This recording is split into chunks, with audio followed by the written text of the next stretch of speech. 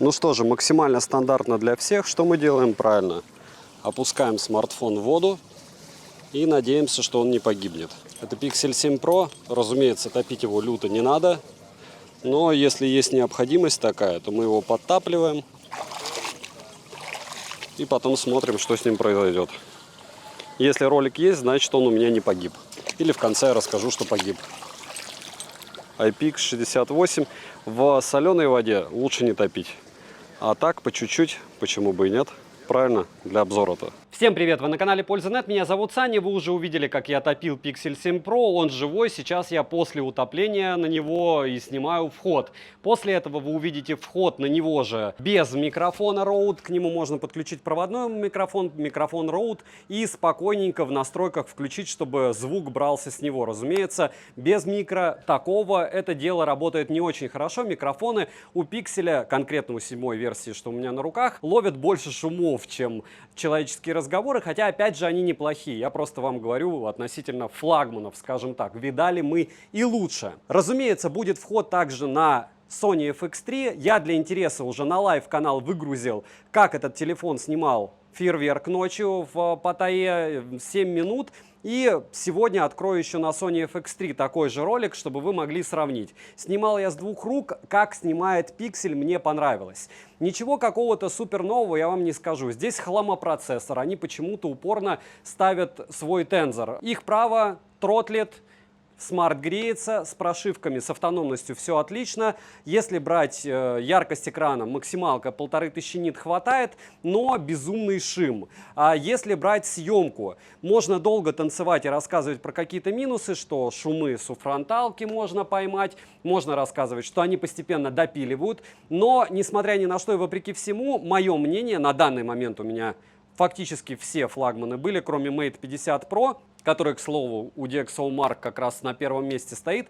По сумме его возможностей это лучший смарт. Да, можно говорить, ультраширик не супер-мега крутой, да, можно говорить, что телевик не супер-мега крутой, да, можно рассказывать про то, что экрану, в принципе, как бы красиво он не был описан кем-то, ему 2 года, смартфон стоит эгегей и йо-хо-хо, на Алишке он чуть-чуть больше 50 тысяч в минимальной комплектации. У кого-то датчики приближения глючат, разумеется, здесь нет ИК-порта, разумеется, здесь нет никакого мини-джека, но в то же время он не боится воды, он как настоящий флагман имеет возможность беспроводной зарядки. И ночной режим у этого пикселя просто нереальный космос. Это фото, видео. Да, логично, что вам нужно будет все равно что-то подбирать, но даже на больших профессиональных крутых камерах вам что-то необходимо будет подбирать. Не бывает такого, чтобы ты вот подошел и сделал, и вот все отлично при любых условиях обстановки. Мне у данного смартфона немного мало громкости, ощущение того, что он скользкий. И чехлы я уже заказал под него, но он у меня, как и у всех, уже падал. С другой стороны, относительно шестерки и 6 Pro, которые у меня были в прошлом году на обзоре, и которые я, протестировав в один день, говорил, что у них экран просто царапается об воздух, здесь все намного лучше. Да, он у меня уже с обдолбанным углом, я покажу это в ролике, но это моя ошибка. Он скользкий, чехол еще не пришел, а я его уже столько гонял. И по большому счету, про удаление предметов с фотографий и всего остального вы и так знаете. Вы увидите, что баллов в Antutu здесь мало, что неудивительно. Здесь, получается, по моему субъективному мнению, вы платите за оболочку. Даже не за бренд, а за оболочку, потому что то, как быстро здесь работает Android, это вау. Просто вау. И всякие различные фишки, которые вы можете ощутить в пикселях, вот это комьюнити, которое будет радоваться и рассказывать вам о кошельках, которое будет радоваться каждому обновлению и рассказывать, что там поменяли в камере, их очень много. И помним, что существуют десятки тысяч каналов и несколько крупных каналов, посвященных только Gcam. А здесь вы имеете от Google все по максимуму. Так что смарт интересный. Возможно, я его себе оставлю, потому что чехол я заказал, стекла заказал. Сейчас вы увидите сравнение того же самого входа без микрофонов. Потом на камеру FX3, и потом в конце увидите также выход на этот смартфон. Примеров будет много. А вот это называется подход Польза.нет. Знаете, вам много всех все рассказывают, и по большому счету это круто. Я считаю, что нужно смотреть все ролики. Я снимал вход, телефон отработал 4 минуты 50 секунд, температура 28 градусов. Он вырубил камеру, то есть весь вход, который вы должны были увидеть, вы не увидели. Сейчас он работает с родными микрофонами без родовских.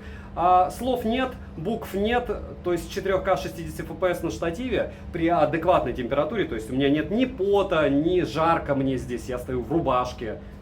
Он вырубается меньше, чем через 5 минут. Ну и теперь великий ужасный Sony FX3. Вы видите те же самые условия, единственное без родовских микрофонов. Вот этот счастливый и ужасный пиксель, который не смог у меня отработать и 5 минут. И это не какая-то метафора, он реально отработал 4 минуты 51 секунду. Поэтому я и пишу входы на флагманы, для того, чтобы понимать, как они будут вести себя в реальных условиях. Понятно, что YouTube больше любит вот такие картинки, понятно, что YouTube больше любит для рекомендаций микрофона от Рода, но мы пойдем другим путем, правильно? Вы же поэтому этот ролик и смотрите. И что я могу сказать? Я повторяюсь, что у меня великий ужасный пиксель уже был побит, то есть он у меня падал, в ролике увидите. Я повторяюсь, что вот это вот место здесь безумно греется лично у меня. По сборке, разумеется, есть вопросы, об этом я тоже расскажу.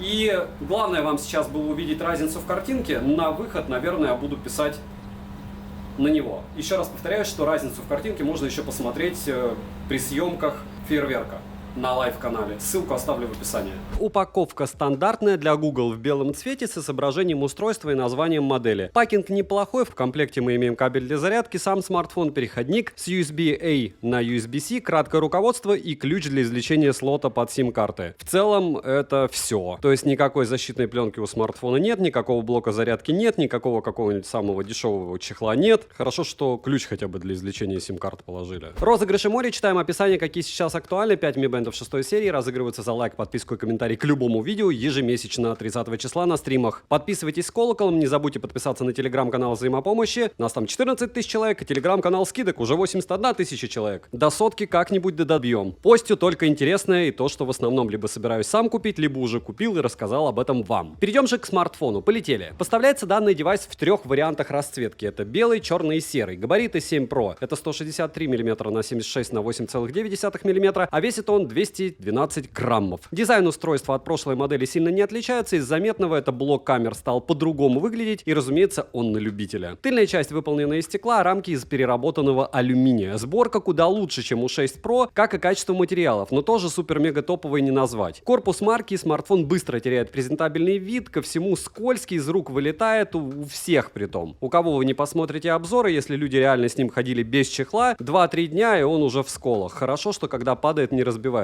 Пока таких случаев я не видел. Хотя по-любому кто-нибудь на просторах YouTube его уже разбил. Лежит 7 Pro в руке удобно, но пользоваться одной рукой проблематично из-за габаритов смартфона. На корпусе расположена кнопка питания, качели регулировки громкости, разъем USB Type-C OTG версии 3.2 Gen 2. Это прям круто. Меня это прям безумно порадовало. Но это нивелируется камерой. Я думаю, вы поймете и вначале поняли уже почему. Далее есть 3 микрофона, динамики, 2 основных и 1 разговорный, звучание здесь стерео. Громкости слегка лично мне не хватает, качество звучания неплохое, но супер-мега топовым не назвать. Мини-джека, как и порта нет, слот на одну сим-карту, но можно еще завести eSIM, то есть считайте на 2 симки. Официальный класс водонепроницаемости IP68. В начале ролика вы могли наблюдать, как я его топлю. Разумеется, если ролик вышел, то смартфон до сих пор жив. Либо если он погиб под конец тестов, я вам в резюмирую обязательно скажу в конце. Отмечу, что имеется функция тапов по тыльной части смартфона на выполнение какой-то команды, установленной в настройках, к примеру, включение фонарика. Ну, такое мы уже не раз видели, много у кого. Последний это был Zenfone 9, как мы помним. Но это лирика. Смартфон оснащен LTPO OLED дисплеем на 6,7 дюйма с разрешением 3120 на 1440 пикселей. Чтобы вы не считали, что это прям супер-мега цвет, блеск, красота, вы должны понимать, что этому LTPO по разработке 2 года и ест он очень много энергии. Хотя в то же время с автономностью у смарта все прям отлично, и это странно. Экран водопад, за что от меня минус, лучше бы поставили прямой. Играть удобнее, разумеется, с прямым экраном. Экран покрыт стеклом Corning Gorilla Glass Victus, контрастность 1 миллион к 1, поддержка HDR, соотношение сторон 19,5 к 9, поддержка 24-битной глубины цвета на 16 миллионов цветов. Плотность пикселей 512 ppi с отличным запасом, разумеется, можно ее менять, меняя разрешение. В режиме HDR яркость 1000 нит и пиковая яркость 1500 нит. В солнечный день при прямом попадании света на экран яркости лично мне хватает. Пользоваться смартфоном можно без каких-то проблем, но только с включенной автояркостью, и не забываем, что он максимально быстро перегревается на солнце. Настройки баланса белого нет, и это это огромный минус может появиться потом, но я сомневаюсь. Частота обновления экрана максимум 120 Гц, автовыбор также на борту. Тест на дискретизацию касаний вы можете наблюдать на экране. Не сказал бы, что он прям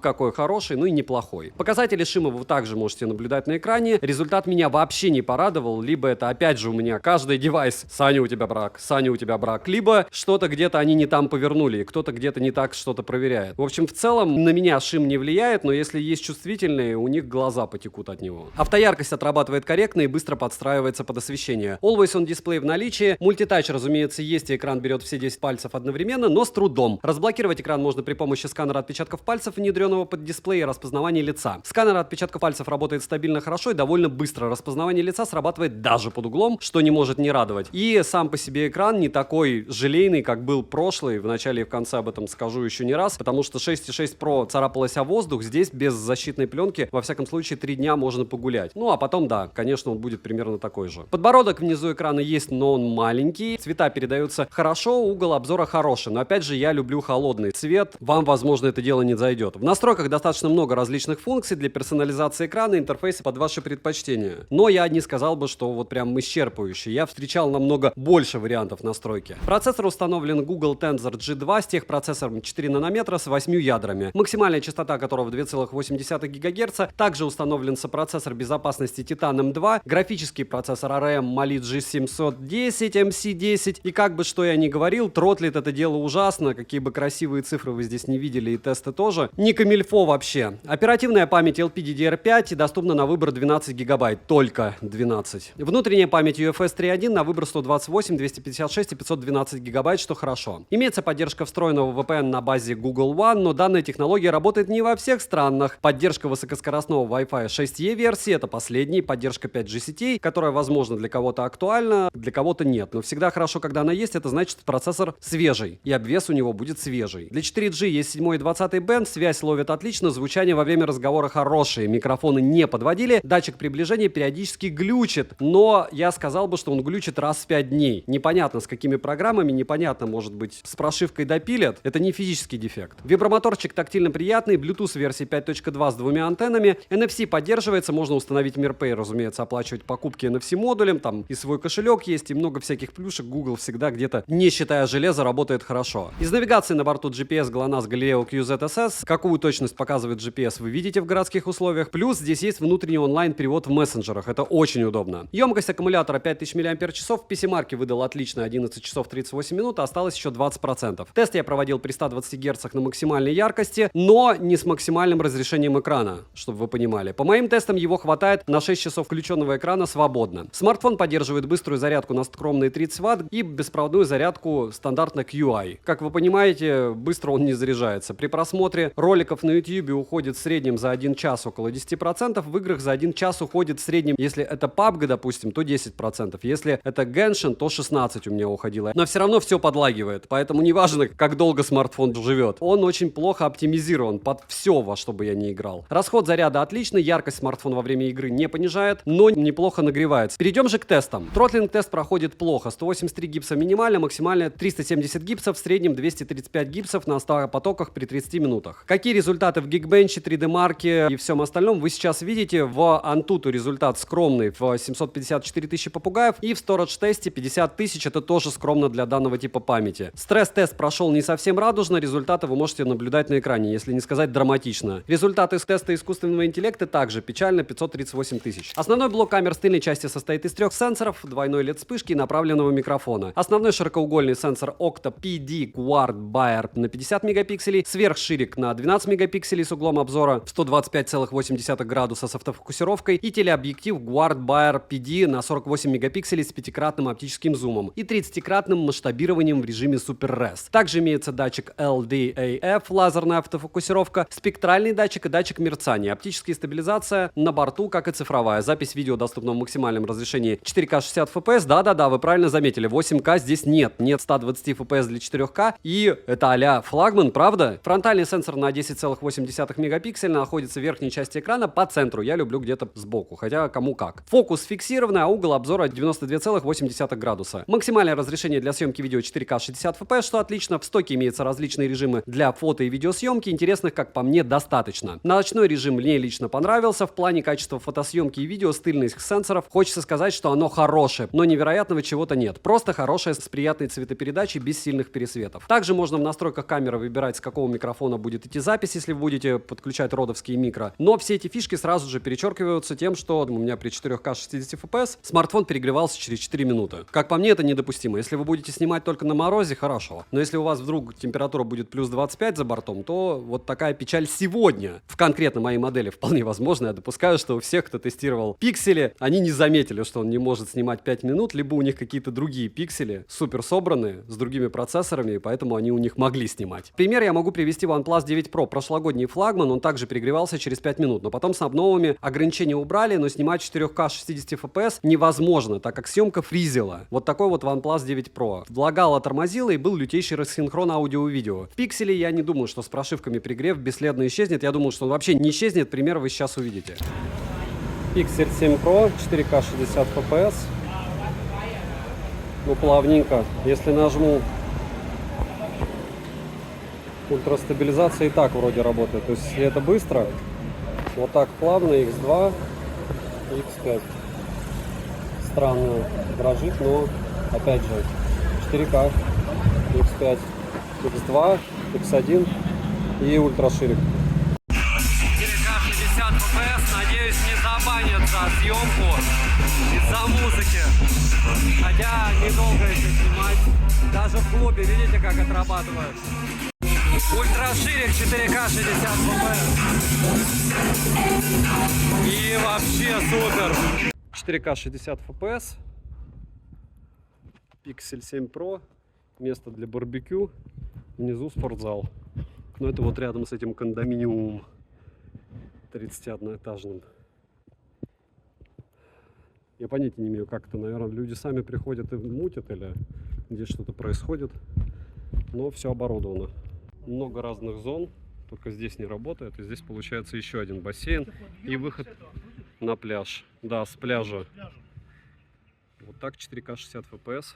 И, разумеется, при подношении. Немного примеров фронталки в машине.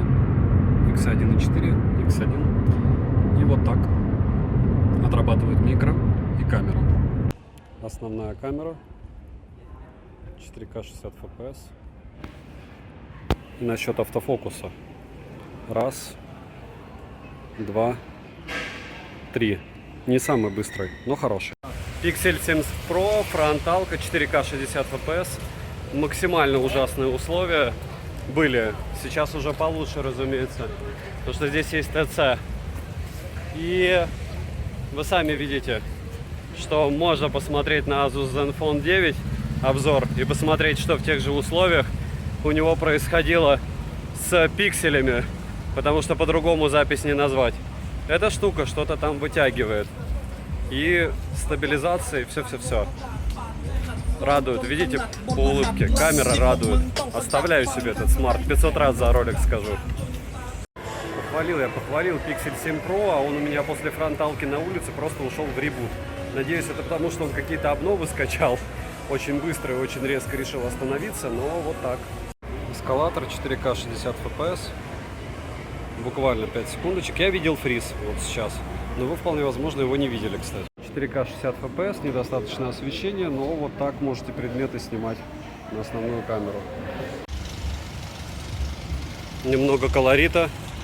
4К 60 FPS, основная камера. Иду там, идти, конечно, нельзя, но здесь маленькие улочки, здесь удобнее. И вот так основная камера отрабатывает, если идти довольно быстро.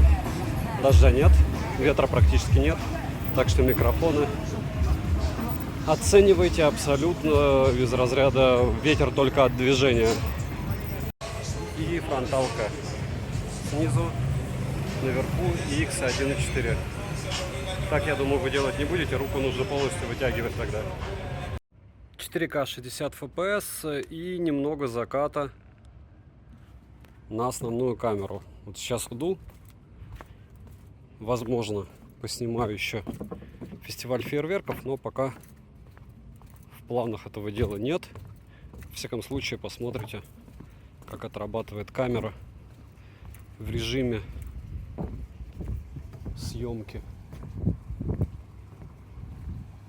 вечером. И вот так примерно вы сможете снимать где-то. Хотелось бы пройти туда, а можно и пройти, кстати.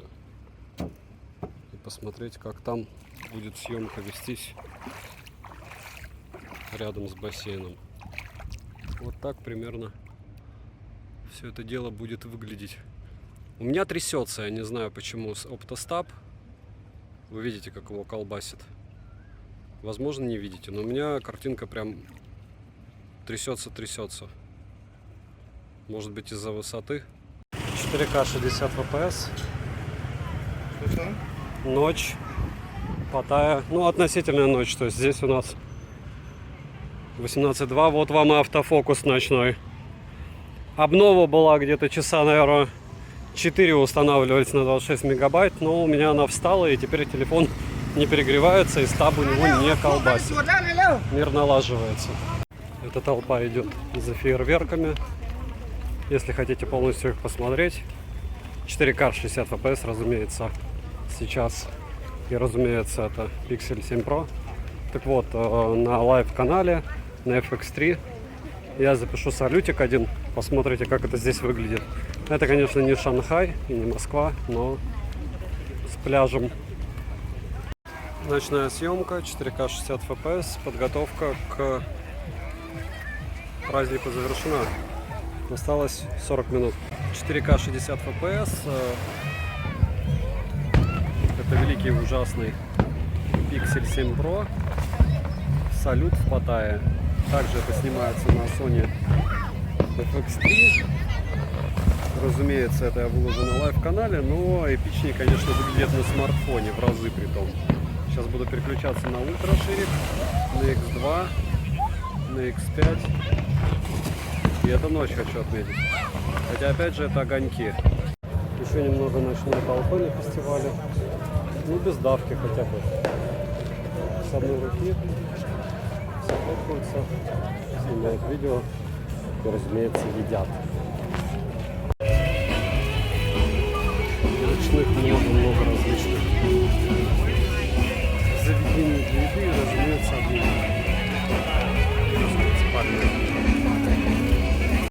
еще немного 4К 60 FPS, ночь, родной микрофон, OnePlus 7 Pro. И встал. Ночь, X5 съемка с 30 этажа. И вот так вы сможете пытаться снять что-то внизу.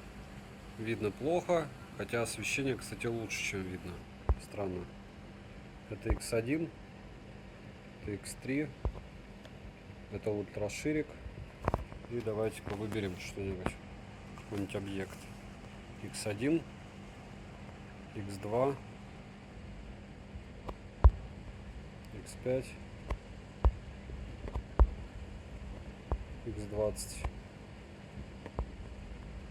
Ну, номера машины не разобрать, но это ночь, опять же.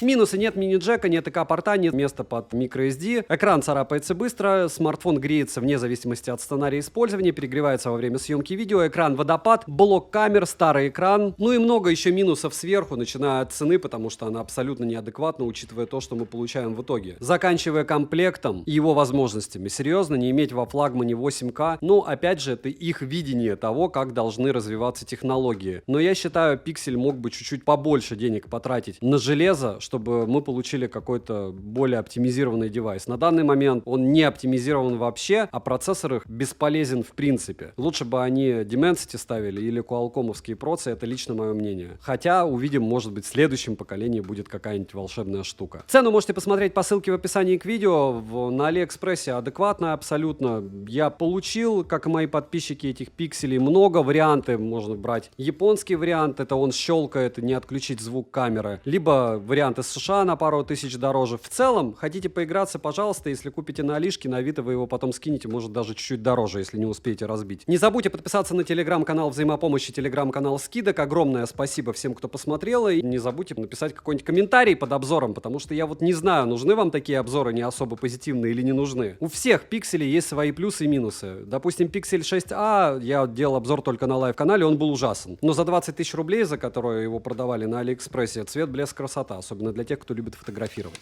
И резюмировать я бы хотел довольно просто, притом, наверное, просто для себя, а не для вас. Почему? Потому что вы бы хотели сейчас услышать, наверное, ответ из разряда брать или не брать. И по идее, учитывая, что он, опять же, вырубается до 5 минут, какая там съемка, для кого он нужен? Ну, родовские микрофоны ты повесишь. Но если ты обзоры снимаешь, вот для меня, реально для меня, учитывая, что я могу кадром снять минут 20 со смартфона, это получается вообще не вариант. То есть он у меня вырубится в тот момент, априори, в который я не ожидаю. То есть как можно его использовать, не знаю. Яркости на солнце, да, хватает, да, у него много прикольных фишек, да, у него будет поддержка 3 года, да, его будут до упора сравнивать по съемке еще с чем-то. Но я еще раз повторяю, что есть такие вещи, которые знает любой блогер, который, допустим, либо снимает на смартфоны, либо снимает обзоры на смартфоны, либо даже продает их сам. Неважно, какие вы магазины будете смотреть, либо каналы будете смотреть, все вам скажут примерно то же самое, что и я. Для каждой задачи есть свои виды смартов. Этот смарт не про игры. Теперь мы знаем, что этот смарт не про съемку длительную. Этот смарт с не лучшими микрофонами, то есть вам необходимо будет докупать 15-20 тысяч какой-нибудь хороший микро, если вы захотите что-то снимать, притом кто-то должен будет постоянно следить, чтобы это дело не вырубалось. А этот смарт не про безопасность зрения, потому что шим здесь космос.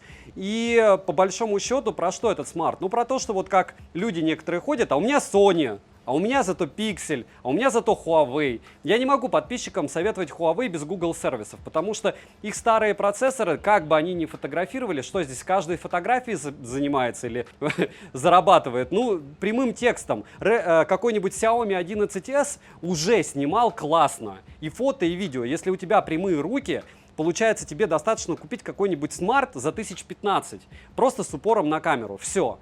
Если говорить про флагманы, вот этот конкретно флагман, у него слишком много недостатков, чтобы его в принципе покупать. То есть в моем понимании я сначала собирался с ним ходить, но теперь это вообще не вариант, потому что это боль. То есть я что-то снимаю, а он потом вырубает просто видео. Играть то же самое, он тротлит. Если брать по автономности, она вот сейчас классная. У меня получилась просто классная автономность. Это минимум 6 часов экрана. Что завтра они с прошивками выведут, я не знаю. По стабильности работы процессора, ну, графики там у стресс-тестов просто такие, они лучше и не станут. Если брать какие-то другие элементы, я не могу вас успокоить, если вы хотите купить Pixel. Для жизни Pixel хорошо. Насколько он стабилен, он не более стабилен, чем остальные флагманы. 50 тысяч эта игрушка стоит, мое мнение.